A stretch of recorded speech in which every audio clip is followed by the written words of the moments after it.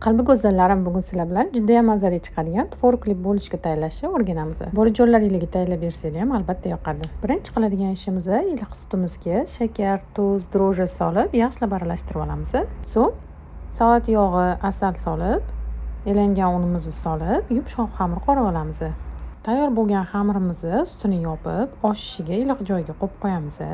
Endi tvorogimizni tayyorlab olamiz. Nachinkamiz uchun quruq tvorog kerak bo'ladi. Tvorogga shakar solib, vanilin solib aralashtirib olamiz. Bu orada xamirimiz ham oshib chiqdi. Xamirimizni yoyib olamiz va xona haroratida turgan saryoni hamma yog'iga bir xilda qilib surib olamiz. So'ng tvorogli nachinkamizni ham surib chiqamiz. Xohishga qarab magis sepib chiqsanglar ham bo'ladi orasiga, juda ham mazali chiqadi. Nachinkamizni surib bo'lganimizdan so'ng rulet shaklida o'rab olib, xuddi videoda ko'rsatilgan kabi kesib chiqamiz. Ustiga tuxum surib, qizigan duxovkada pishirib olamiz. Retsept yoqqan bo'lsa, duo qilib qo'ysanglar, juda ham xursand bo'laman. Yanada ko'proq retseptlarni o'rganish uchun albatta sahifalarimga obuna bo'lib olinglar.